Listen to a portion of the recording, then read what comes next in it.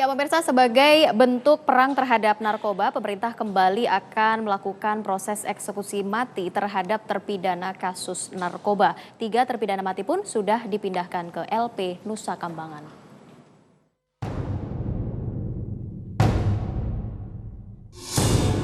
Genderang perang melawan narkoba telah ditabuh.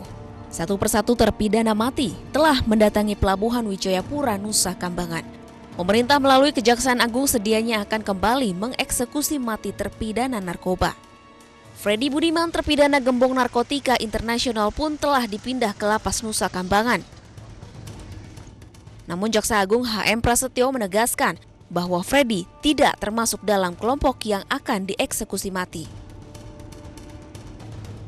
Padahal menurut Undang-Undang Narkotika, seseorang yang memproduksi, mengimpor, mengekspor, dan menyalurkan narkotika golongan 1 yang beratnya melebihi 1 kg dapat diganjar hukuman mati.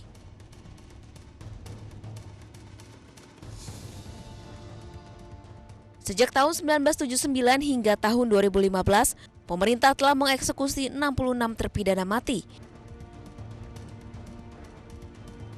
Sebagian besar kasus terpidana mati adalah narkoba dan pembunuhan. Kini masih ada ratusan terpidana mati yang menanti vonis dan konsistensi pemerintah atas hukuman mati.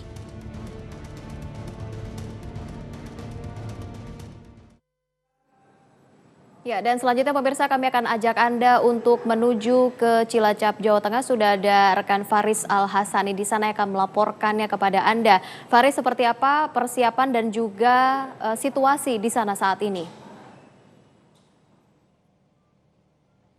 Baik, rekan Rizka, dapat saya laporkan bahwa hingga saat ini belum ada aktivitas yang mencolok terkait perkembangan eksekusi mati jilid 3 yang akan segera dilakukan. Saat ini saya sedang berada di depan dermaga Wijayapura, satu-satunya akses masuk menuju ke Pulau Nusa Kambangan di mana eksekusi mati akan dilakukan. Dari siang hingga malam hari ini dapat saya laporkan bahwa tidak ada aktivitas yang mencolok, bahkan pada malam hari ini cenderung sepi. Tidak hanya kita, beberapa rekan media dari media-media lainnya pun masih terus menantikan apakah akan ada perkembangan terkini atau yang terakhir yang akan terjadi detik-detik menjelang eksekusi mati yang akan terjadi mungkin dalam minggu-minggu ini. Sementara itu, Rizka Indah, aktivitas sendiri yang terjadi di kawasan ini hanyalah aktivitas seperti biasa di mana aparat keamanan masih terus melakukan patroli, kemudian ada para petugas LP yang masuk keluar dan tidak ada aktivitas yang mencolok terkait apa yang akan menjadi eksekusi jilid 3 yang akan segera diumumkan oleh pihak kejaksaan. Sementara itu, dari informasi yang kami dapatkan dari pihak Polda Jawa Tengah bahwa jika sebelumnya mereka yang akan mengakhiri hidup di depan regu tembak hanyalah berjumlah 13 hingga 14 orang, kali ini jumlah tersebut sudah bertambah. Informasi terakhir yang saya dapatkan bahwa hingga saat ini ada sekitar 15 orang yang akan tereksekusi mati. 15 orang tersebut adalah 10 warga negara asing dan sisanya 5 orang adalah warga negara Indonesia. Ini tentunya sejalan dengan apa yang telah dikatakan oleh Jaksa Agung M. Prasetyo bahwa dalam eksekusi mati jilid 3 ini akan didominasi oleh mereka warga negara asing. Ke-10 warga negara asing tersebut masing-masing 4 berasal dari Tiongkok, kemudian ada 1 warga negara asing Pakistan, kemudian ada 2 Nigeria, 2 Senegal, dan 1 warga negara Zimbabwe, serta sisanya 5 orang adalah warga negara Indonesia. Kita melihat dari daftar yang kita dapatkan ini bahwa tidak ada warga negara Prancis Serge Atloui dalam list yang akan dieksekusi mati, kemudian tidak ada warga negara Filipina Mary Jane yang masuk dalam list ini. Ini menandakan bahwa mereka berdua untuk sekian kalinya atau untuk kedua kalinya lolos dari eksekusi mati. Namun semua perkembangan dapat terjadi, kita masih akan terus menunggu apa yang akan menjadi kebijakan Jaksa Agung untuk memutuskan siapa saja yang akan masuk dalam 15 orang yang akan diakhiri hidupnya di depan regu tembak. Kita kembalikan kepada Anda, Rizka.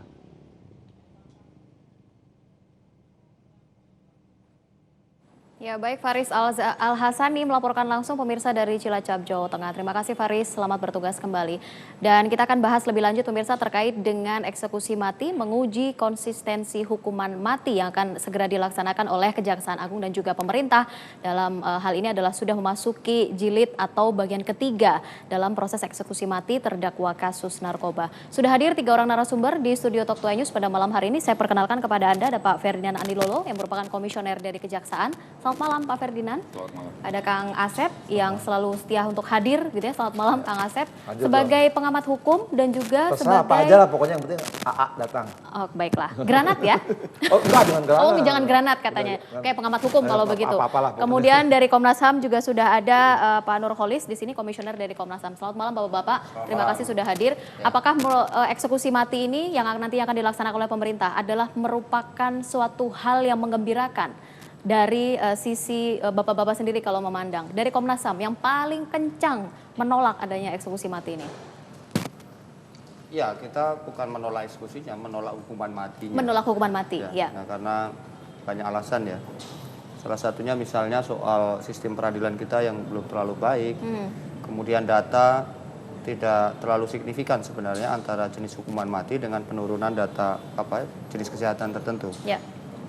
Kemudian juga secara internasional ada gejala bahwa negara-negara anggota PBB secara gradual dari tahun ke tahun sudah mulai menghapuskan jenis hukuman mati di negaranya masing-masing. Maka rekomendasi dari UN terakhir itu adalah bagi negara-negara yang di dalam hukumnya masih menerapkan hukuman mati diharapkan untuk melakukan moratorium setidak-tidaknya.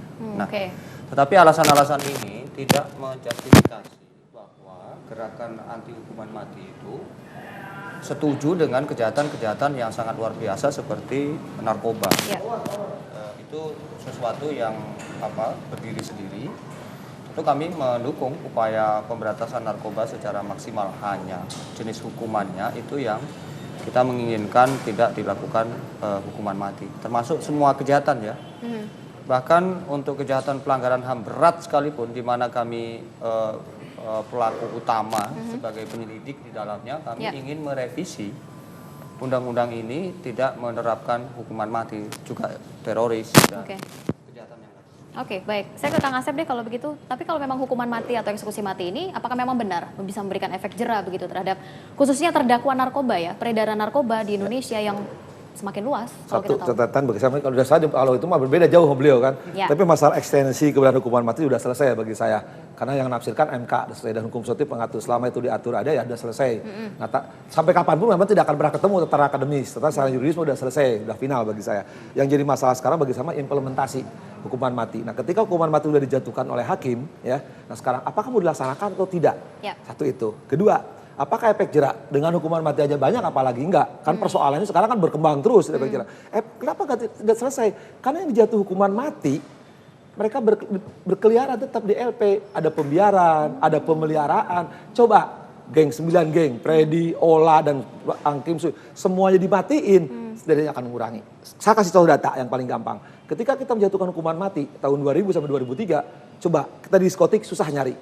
Ya, satu itu yang paling gampang. Ketika awal-awal hukuman mati didengungkan sebelum ramainya seperti selebrasi sekarang, itu berkurang sekarang. Itu udah efek jera ya.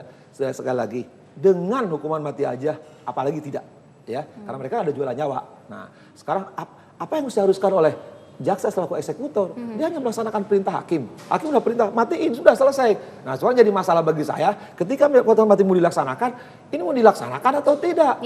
Dan munculnya apa? Selalu ketika ada isu resapel kabinet, selalu muncul isu mati. Ada gelombang 1, gelombang 2, padahal hakim tidak pernah menjatuhkan gelombang 1, gelombang 2, gelombang 3. Ketika ada putusan mati, selesaikan. Ingat, sejarah hukuman mati di kita, entah zaman Orde Lama misalkan Kartosuwiryo, kemudian di Orde Baru ada Kusni Kasut, ini bekas jaksa nih, lebih tahu. Nggak pernah ribut kayak sekarang, hukuman matiin aja selesai. Anda dulu juga pernah menjatuhkan hukuman mati terhadap memulai hukuman mati narkotika gitu kan? adalah saya yang memulai, ya, baik untuk wanita maupun orang Indonesia maupun orang asing. Tahun 99-2000 kita mulai undang narkotika yang lama yang terbaru. Cuman masalahnya itu yang saya sesalkan, maka saya bilang, loh ini mau hukuman mati apa mau pameran gitu kan? Mau dimatiin aja nggak usah ribut gitu kan? Apa sih yang menjadi dasar keributan ini sebenarnya Kang Ya Asep? saya nggak tahu, apa resapel apa wastafel saya nggak tahu gitu kan. Selalu ini muncul itu, selalu menjelang. Nah, makanya saya bilang, kan waktunya nggak tahu, jumlahnya nggak tahu. Selalu ditanyain wartawan, kayak awal kita bercinta berdua misalkan, mau nggak gitu kan. Mau tapi enggak gitu, jelas, iya, enggak gitu. kapan kawin kita gitu. Ini kan kapan ya, nggak jelas. Ditanya, jadi kayak nunggu pengumuman istana gitu nih. Maka saya bilang, kalau mau dimatiin, kalau enggak sekalian. Oke, tapi yang menjadi satu hal yang menarik adalah tadi yang sudah disampaikan oleh rekan Faris, bahwa ada 3 sebenarnya yang tidak masuk daftarnya, tidak masuk namanya dalam jilid 3 ini. Maka di jilid 1 dan jilid 2 pun juga tidak masuk. Ya makanya pertama kan sekarang mereka ribut, sudah prosedur. Loh, kalau mau dieksekusi, terlepas kita berbeda sama beliau, sudah pilih aja.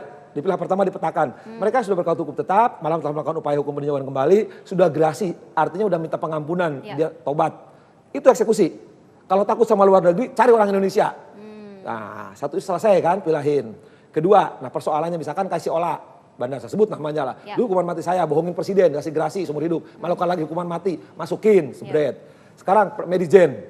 Medijen itu udah jelas, putusannya sudah PK, sudah gerasi, udah ngambil. Loh, kok nunggu putusan Filipina. Ini aja kedaulatan hukum, ngerti nggak? Bahwa putusan asing tidak mempengaruhi putusan sudah berkekuatan hukum tetap. Nah, satu. Persoalan berikutnya, kasih contoh. Freddy Budiman. Freddy Budiman tuh hukuman matinya udah berapa kali. Nah, selatan karena dari kasasi ke PK kan nggak ada batas waktu. Tapi ada undang-undang gerasi. Ya, nomor 5 tahun 2010. Itu ada batasan 1 tahun. Nah, sekarang kita lihat. Katakanlah dia tidak PK. Sekarang alasan PK itu 263 jelas. Ada keadaan baru, putusan saling bertentangan. Satu lagi saya agak lupa. Keadaan baru itu hukumnya sebutnya keadaan baru, putusan saling bertentangan, kemudian satu agak lupa apa tuh. Ada 3 ya peraturan. Itu jelas tidak mungkin. Hakim tidak mungkin salah menafsirkan 3 kali loh putusan mati dia, ya. Kemudian apakah juga kekeliruan? Apakah keliru? Nggak mungkin udah 3 kali matinya berkali-kali. Keadaan baru nggak ada. Udah habisin aja. Tapi kalau misalkan alasan kejaksaan adalah ini menunggu PK yang memang masih dalam proses hukum. Kalau alasan PK yang pertama juga bikin perkara baru. Nanti kalau ada perkara bikin perkara lagi, ada perkara lagi nunggu PK. Artinya ini dari pihak Freddy Budiman sendiri juga itu ada celah hukum. Waktu. Ada celah hukum dimanfaatkan penyelundupan hukum di situ. Nah, makanya saya bilang kan, maka di undang-undang gerasi disebutin malah demi hukum, Menteri Hukum urusan hukum mengajukan gerasi. Itu kalau dia yang tidak mengajukan disebutin. Baca pasal 27. Komisi Kejaksaan Silakan, terlebih dahulu. Apa sih sebenarnya yang bikin membuat keributan? Kalau tadi Kang Asep juga masih agak bingung. Kenapa harus ribut-ribut gitu seperti sekarang? Sampai harus ada jilid 1, jilid 2, jilid 3. Sebenarnya sih tidak ada yang ribut ya. Jilid 1, jilid 2, jilid 3 itu kan cuma masalah teknis operasional saja. Itu satu. Yang kedua adalah kita juga harus fair melihat kejaksaan. Kejaksaan itu adalah bukan yang membuat undang-undang. Oleh karena itu kejaksaan tidak dalam posisi berdebat setuju atau tidak setuju. Karena dalam pasal 1 dan pasal 30 Undang-Undang Kejaksaan nomor 16 tahun 2004, kejaksaan itu adalah eksekutor. Sesederhana itu saja, kejaksaan adalah eksekutor. Soal ribut-ribut, kejaksaan ada dalam posisi yang agak gamang ya, karena PK ini itu ada 2 hal di situ yang membuat kegamangan. Pertama itu adalah tidak ada batas waktu, tadi sudah disampaikan oleh Pak Asep, tidak ada batas waktu sehingga dengan demikian itu bisa dimanfaatkan oleh terpidana mati untuk santai menunggu. Berarti benar ada celah begitu ya, ada untuk celah. melakukan permainan hukum di situ. Betul. Terus yang kedua itu adalah ada terjadi kontroversi antara putusan Mahkamah Konstitusi yang membolehkan atas perkara diajukan oleh Antasari Ashar untuk boleh lebih dari 1 kali karena menganulir pasal 268 ayat 3 KUHP itu. Sementara surat edaran Mahkamah Agung nomor 7 tahun 2014 itu membolehkan. Jadi kejaksaan ada dalam posisi yang sulit, agak gamang di situ. Jadi sebaiknya itu adalah diperjelas dulu ini. Jelas batas waktunya, jelas berapa kali boleh atau tidak. Dan sebaiknya itu dimasukkan ke dalam undang-undang. Termasuk juga jelas kapan pelaksanaan eksekusi itu harus dilakukan. Karena tapi gini, kan undang-undang itu mengenai hierarki asas itu tertinggi ya. Ada bawah, turun ke bawah. Asas paling tinggi, asasnya upaya hukum PK tidak menunda eksekusi. Nah, PK ini adalah upaya hukum luar biasa. Nah, asas itu. Ini norma yang tadi ya, karena ada PK dimasukin. Kalau saya kembalikan aja ke aturan asas bahwa PK itu tidak menunda eksekusi, ya udah eksekusi aja. Artinya walaupun dia sudah mengajukan PK pun juga tetap bisa dilakukan eksekusi kan? Karena kan sudah BHT. Baik. Karena sudah BHT bisa dieksekusi. Saya potong lebih dahulu, kita lanjutkan nanti pemirsa di Talk to iNews. Tetaplah bersama kami.